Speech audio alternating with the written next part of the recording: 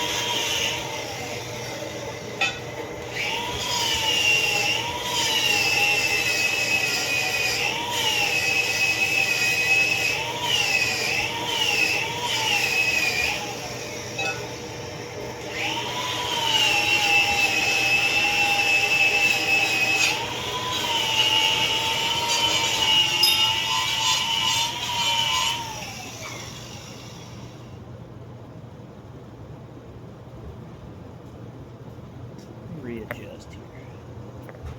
Little tidbit. When you're doing these racks, that coating that's on the metal when you get it, it's put on there so that it don't rust. It's called mill scale. Clean that stuff off. Prep where you're gonna weld. Prep it correctly. We'll bevel our edge. Bevel our edge, so when we meet up to the other piece, we give ourselves a place that when we weld, it penetrates, makes it strong. This hydraulic stuff, you want it strong. You don't want bad welds. So while the machine's cutting, I can be cleaning and prepping and getting stuff ready to weld.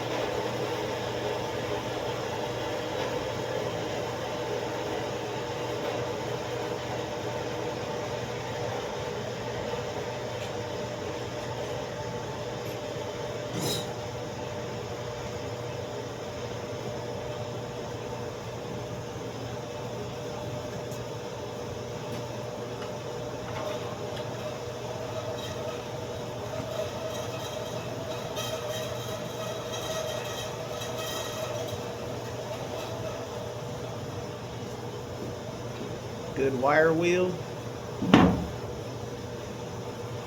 flap disc, or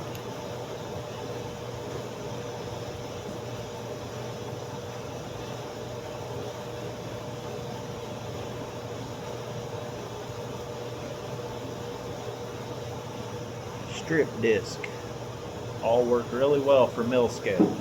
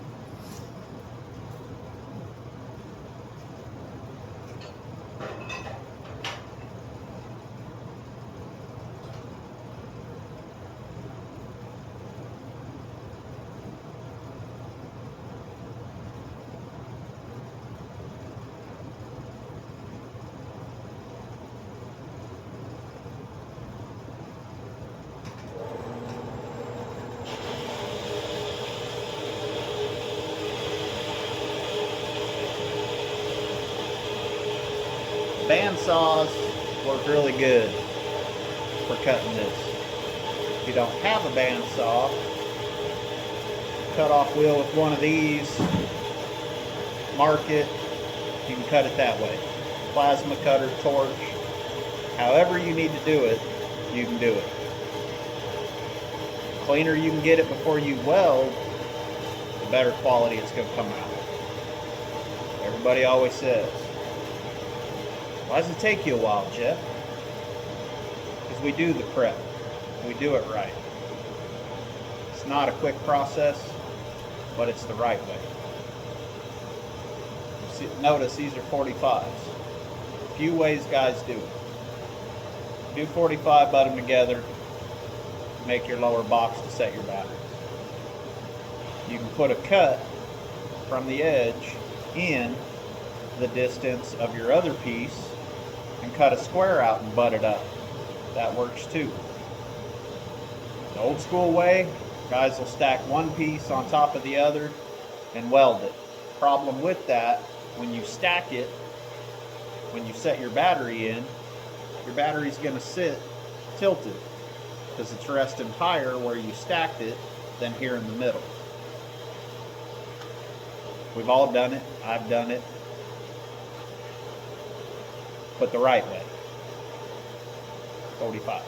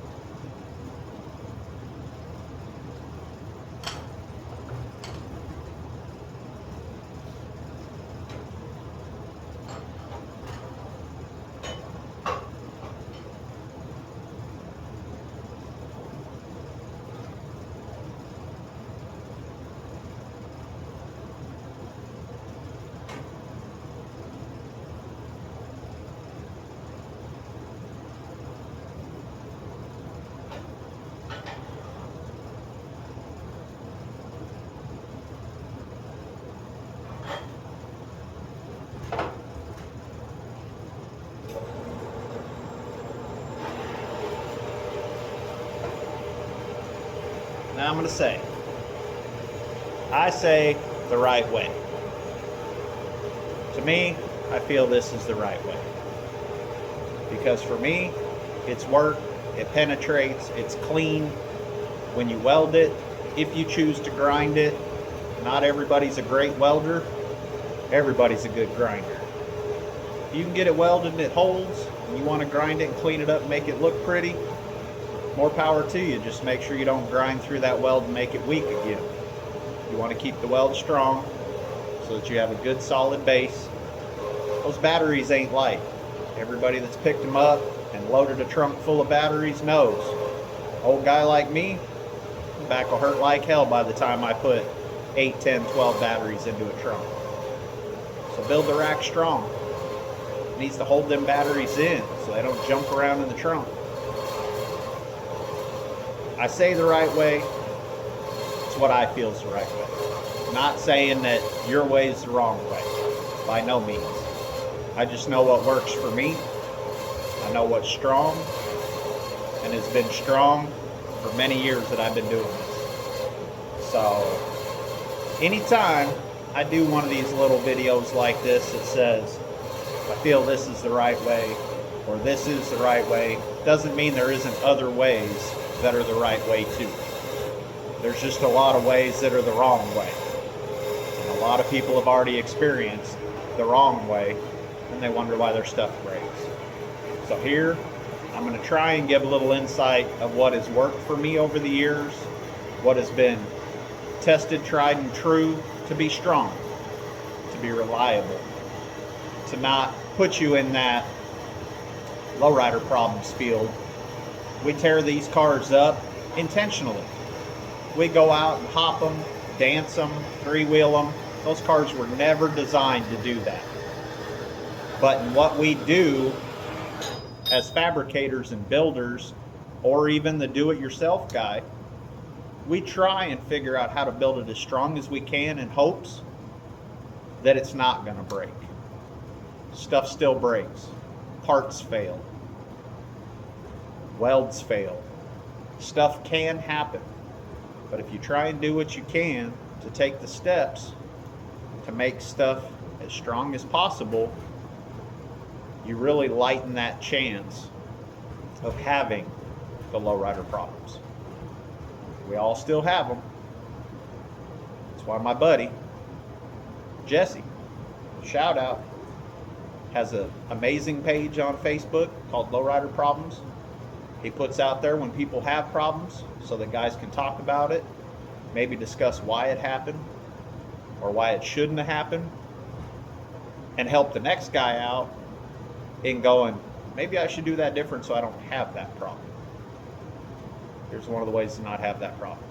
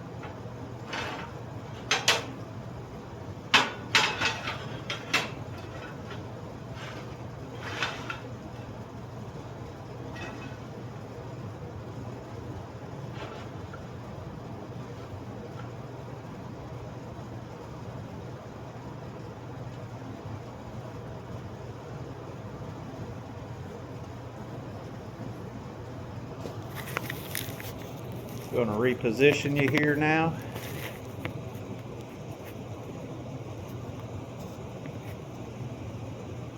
So, now we go into the fab table.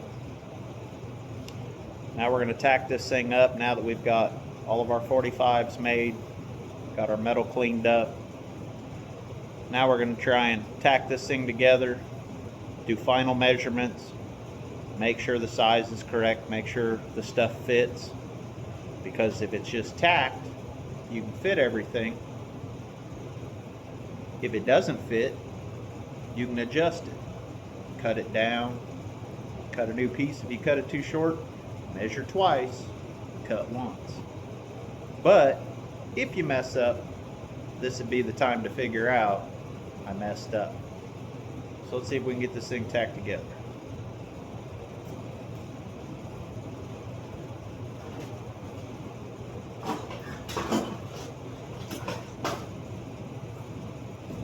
I like to use this tool.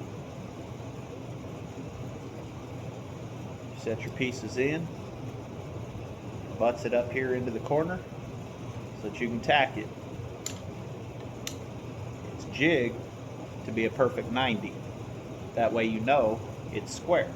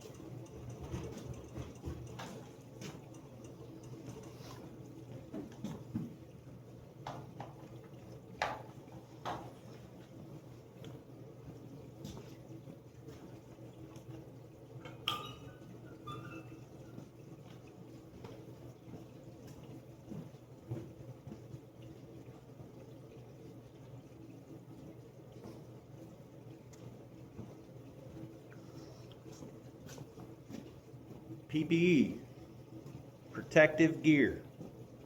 When you're welding, gloves, welding helmet. When you're grinding, should be gloves, safety glasses. Do as I say, not as I do kind of thing. Y'all just saw me over there grinding. No safety glasses. Dummy me. I've been to the hospital more than once for the metal in the eye. It isn't no fun. Safety glasses. Welder burn. Anybody that's ever used a welder? Get in that fender weld trying to weld something. The hood don't quite fit. Pull the hood off. Lean in. Pull the trigger and close your eyes. Guess what? That light is so bright, it'll burn through your eyelids and still burn your eyes. Anybody that's had welder burn in the eyes knows that's horrible. Something that'll help with that, if you ever have that situation, as stupid as it sounds, take you a potato, cut you some slices. Once those eyes start burning, feels like you got sand in your eye, you can't open them, you can't close them, it's miserable. Do your best to lay back, close your eyes, put those potato slices over your eyes. It pulls the toxins and the burn out, calms down that pain, makes it manageable where you can finally get some sleep. When you wake up in the morning, before you go outside, Grab those sunglasses. They're still going to be really irritated. These stop that problem. Safety first.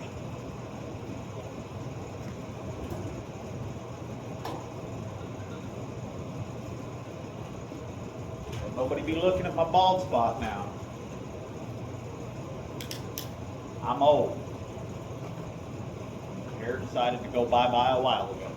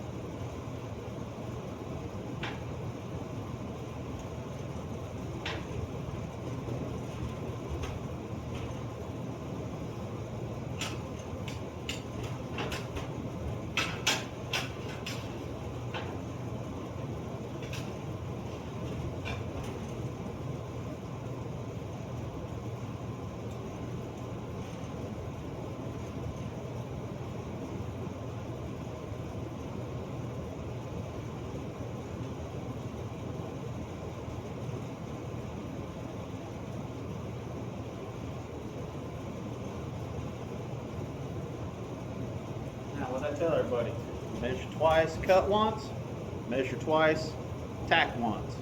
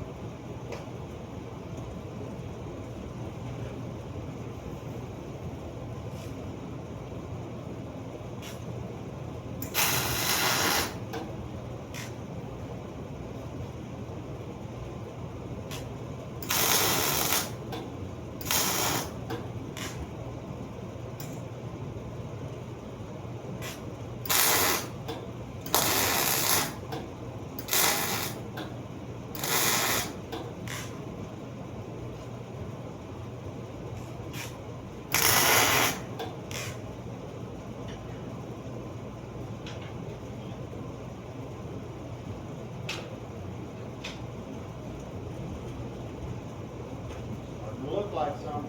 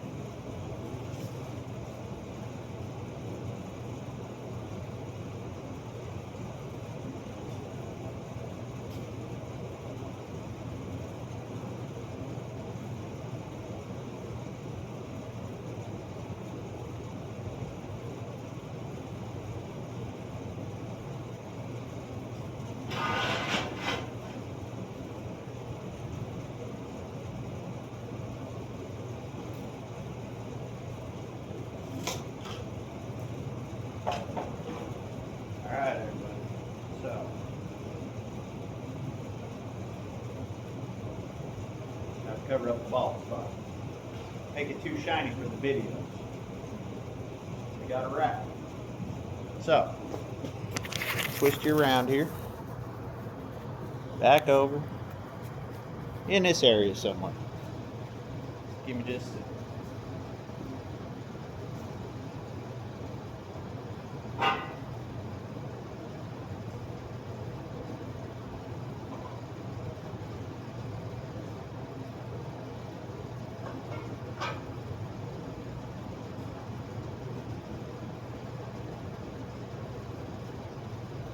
Now for the part nobody likes. Lifting these heavy ass things.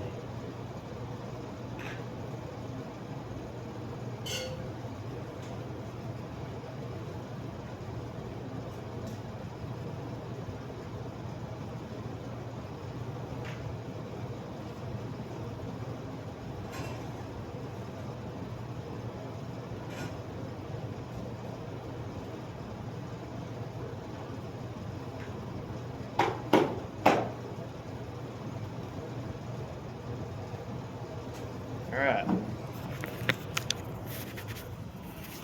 So when I tell you, tack first, we tack first so we can make sure it fits.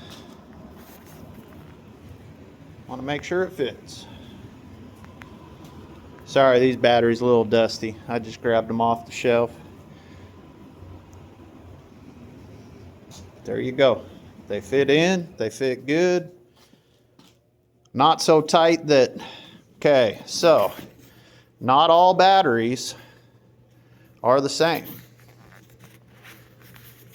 They can be group 31s, but the cases can be slightly different in size. I've run into that before. Dealt with a couple different battery companies over the years. You know, you got to get good batteries. Batteries are a thing. You go to your local farm and tractor place, Group 31 top post, you think, sweet, they're cheap, let me grab them. Look at the cold cranking amps. Most of those are low 900s, maybe high 800 cold cranking amp, 925s, 950s. Will they work? Yes. Will they work good? Yeah. You really want to be at 1,000 cold cranking amp minimum. What we do with these cars when we activate these hydraulics and we pull power from these batteries, we're wanting that charge and that reserve there ready for us. And when we hit that switch, away she goes. The lower the cold cranking amp, the less time you get on charge of the battery, which means every time you hit it, it's dropping it down, you're losing that charge. It does not work as effectively as batteries that have 1,000 cold cranking amp or better. You want to spend the big bucks and you want to get something like an Odyssey battery. Some of them have reserve capacity upwards of 221, 2300. They're also very, very heavy. You picked up an Odyssey, one Odyssey probably weighs what two of those over there do that are 1,000 cold cranking amp. It's not a bad thing for guys with hydraulics. Those that don't want to cheat nowadays, back in the day, if you had extra weight, metal welded under the car, metal hidden in the rack, lead filled inside the rack, it was cheap. You hear the phrase, all gate, no weight. Meaning you've got the pump doing the job, not a bunch of weight in the trunk or under the trunk or in the bumper that is helping to create that tilt on the fulcrum, which is your axle, that helps swing the car up. I don't believe in weight. The only weight I believe in is what you put in the trunk to put the setup in. The pumps, the batteries, the rack, that's it. You should be able to make a car perform quality pumps, quality batteries, set up the correct way, correct springs, correct cylinders, correct size hosing to go with however you set it up. You see these pumps out there online, 3/8 port, 1/2 inch port, 3/4 port, 1 inch port. What does that mean? It means depending on what you want to do, that port size matters. Basic lay and play. Do you need anything more than 3/8 port? Absolutely not. 3/8 port will do just fine. The car will move up and down at a decent speed for a lay and play setup. What do I mean by lay and play? Not everybody probably goes, what does that mean? When you want a car on hydraulics, it just goes up and down. Maybe you've got a mini truck or a full-size truck or a hot rod or a lowrider, and you just want it to raise up, get over stuff, set down to a low height to drive, lay it on the ground when you park it. All you need is a lay and play. If you're wanting a little bit of snappy in the front, back to lift a little faster, you can still do that with a lay and play. The amount of batteries can decide how fast it lifts. The size of the pump head inside the pump, number 9, number 11, number 13. That can change how fast it lifts, but coincides with how many batteries you have. Port size. The larger the port, the more fluid. That can be a good thing, and it can be a bad thing. So, if you choose to upsize the port size, get more fluid, move into the cylinder faster. If you upsize the port on the block, coming out of the hydraulic pump, you have to upsize fittings, hoses, and sometimes cylinders, depending on what you're trying to do. Now, I'm not going to be the guy that all the real deal hoppers and dancers go, screw that guy, he's giving away everybody's secrets. I ain't trying to give away secrets. I ain't trying to be the guy either that has a ton of secrets.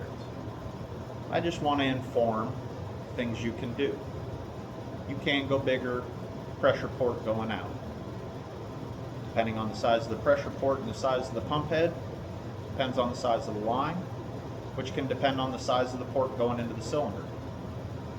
Variations of that, without more batteries, without changing pump head again, can give you a faster response or a higher pressure response or a more volume of fluid response.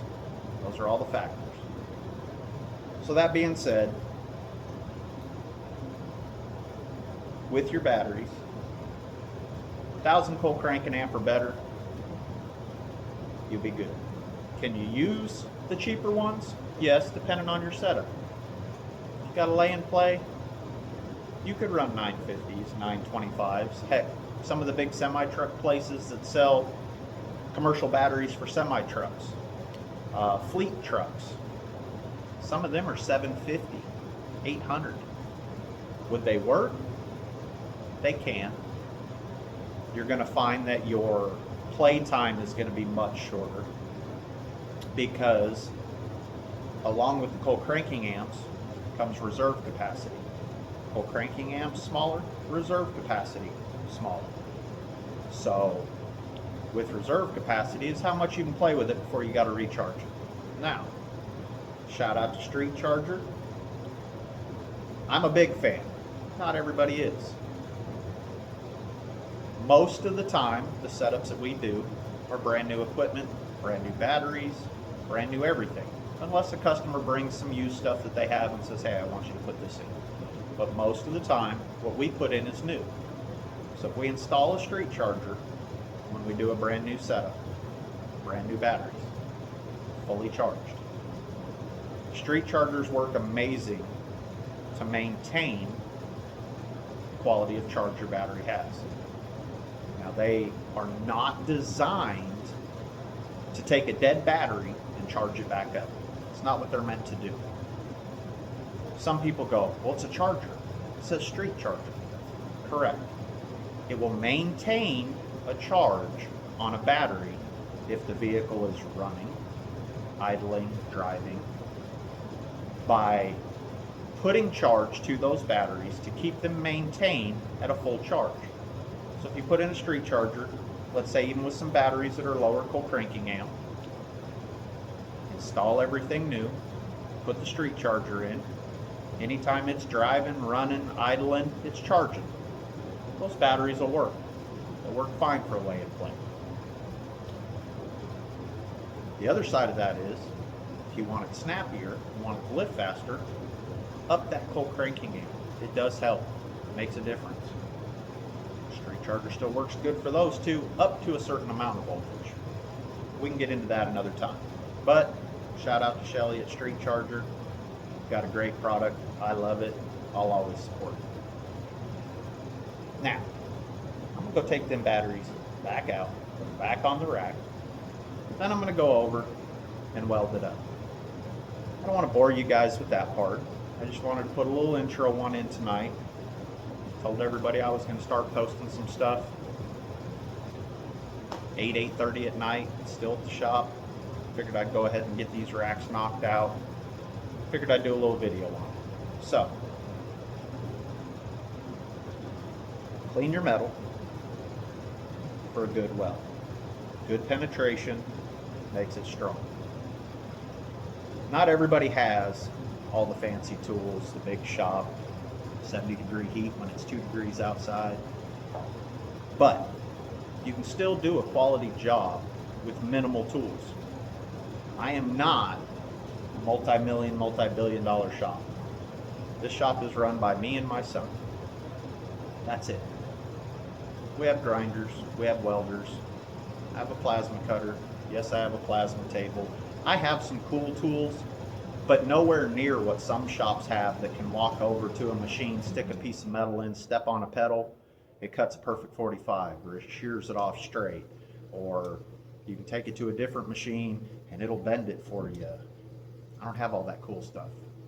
I started off doing this stuff 13, 14, 15 years old in my parents' driveway, robbing basic tools from my dad to cut stuff up and figure out how to do this stuff. So it can be done with basic tools. Now you will need a welder. You can use a flux core welder. I don't recommend it. Will they weld? Will they hold? Yes. I know a lot of people that use flux core welders. They're pros at it. I was lucky growing up. My old man had gas welders. That's what I learned on. So for me, gas welder's stronger. You might have that old Buzz box arc welder. It'll work. Might not be the prettiest weld. Like I said, not everybody's a good welder. Everybody can be a good grinder. So if you can get it welded together, whatever means you have, whatever tool you have, get it welded good. Make sure it's strong. Clean up, you can clean it up. You can grind it clean, make it look pretty. Like I said though, remember, if you're going to grind weld off, make sure it's penetrated in far enough that you don't grind all the strength out of your weld. So get it welded up good, get it prepped good, use good quality material, get rid of that mill scale, that coating that's on the metal. That's your prep. Get that stuff off, get it welded up good. If you don't have the fancy tools like the one I showed you to square things up, still do it. Get you a framing square. They're cheap. Run down to your local tool supply. One of these. Cheap. A couple of bucks. Set it on one side. Set your other piece in. Slide them together. When it's sitting flat here and it's sitting flat here, you can weld or tack up your side. going to be square. Do that 4 times, you're going to be 90 degrees all 4 corners. Your rack's going to be straight. It's not going to be crooked. It's not going to be all wonky. It's going to be straight. Get it all welded up. I'll do another video after I get these welded up, get them looking good. Then we'll discuss hold down material, different ways and different options for hold downs. You see people that have just a bar across the top. You see people that have the fancy cutout stuff with maybe the club logo or the car logo, plasma tape. Not everybody's got one of those, so you might have to outsource that stuff if you want something like that. I do a lot of racks that I'll do outer perimeter with angle iron. Sits down over the batteries, locks them in, they can't move. Next video, I'll show you another rack that I did that it's got a 3-inch wide rectangular square tube that runs across, bends around, and goes down and ties in on the sides of the rack. Wraps completely around the battery. I'll show you that one. It turned out pretty cool. But just wanted to give you a little something tonight. Basic rack. You know, I think I've been on here now, what, almost an hour. Part of that time was me rambling on. Anybody that knows me, I try not to talk a lot. I talk a lot, sorry. But wanted to give you a little insight on what I do building the base part of the rack. We want it strong. We will do some videos of what these racks are going in and the structure underneath the parts that hold the batteries. You'll get to see that too, how we tie it to the frame. Don't weld to the sheet metal trunk floor. It's not strong enough. Buckles, quarter panels, it's not good. We'll go over that, just not tonight. I'll show you how to do what I do when it comes to the base piece that these racks are going to be connected to. We do bolt-in ones, we do weld-in ones. We'll show that. This is a tidbit one tonight. So I'm going to get off here for tonight, get this one welded up, get the other one tacked and welded up, get the shop cleaned up, call it a night. There'll be more to come, a lot more to come. There'll be more videos of showing some of the work that we're doing actually on the cars.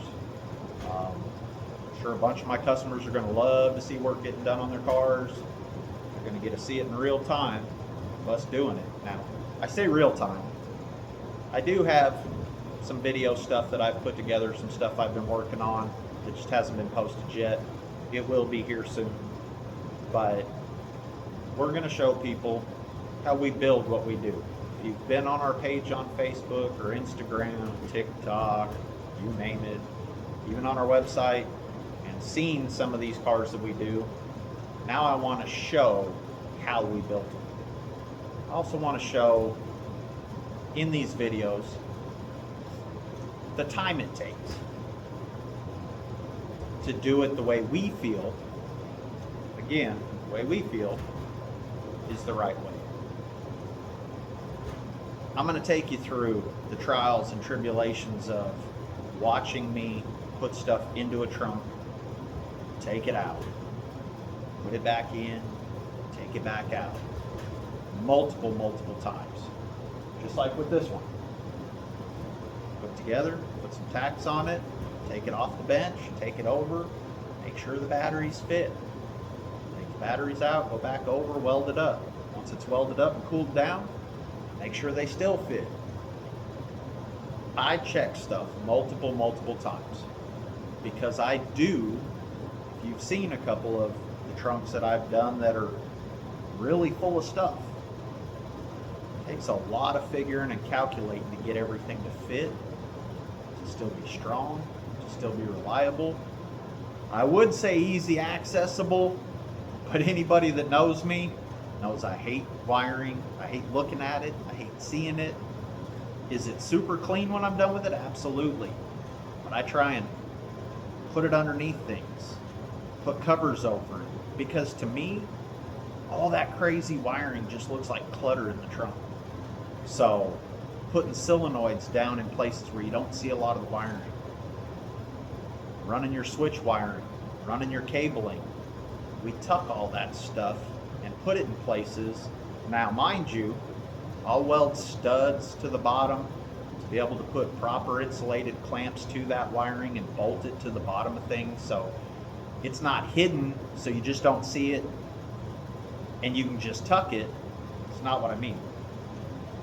Stuff's just as clean underneath as it is up top. But I don't like seeing it, so I might put solenoids down low. I might run wiring down through the rack sometimes. All of that takes time to calculate from just starting here at the rack. My brain's already thinking, what's it going to look like? How am I going to lay it out? How am I going to run the wiring? Where am I going to mount the solenoids? Am I going to paint it? Is it going to be chrome? All that stuff's going through my brain while I'm doing the initial steps. As I put it together and mock something up, I'm making sure it's going to work, it's going to fit. I've ran into problems before where I've got the craziest idea. Cool, let's put it in. Oh man, it looks awesome. Made the mistake in the past, laying it all out, looks great. Pull it all back out. Chrome, paint, powder coat the rack. Set everything in, hook everything up, you grab that trunk lid, and as you're going down, the trunk arms hit the batteries, hit the rack, hit the pump. It's happened. It's happened to all of us. Put it together, mock it up, make sure it fits, make sure the trunk closes and opens, make sure your trunk rods don't hit, make sure the pumps don't hit something that opens and closes. Take it all back apart, get it all welded up, do your prettiness to it, start putting it back together. Multiple times you'll see me. In, out, in, out. Wait till we get to hard lines, beauty boards. Guys that go, hey, I want you to fill my trunk full of crap, but do we have any room left to put sub-box, amplifiers?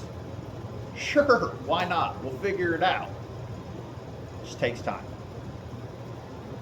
Time. 2-guy shop. Wish I had more time. Almost 9 o'clock at night, still here. Do what I gotta. Shop hours 8 to 4, Monday through Friday. Doesn't mean I'm leaving at 4. That's the time when I let Caden go home. He's got a life. Don't know if I do or not, but hey, I love what I do. Not always here this late, but I try and put in the time extra when I can. But anyway, on that note, one more time.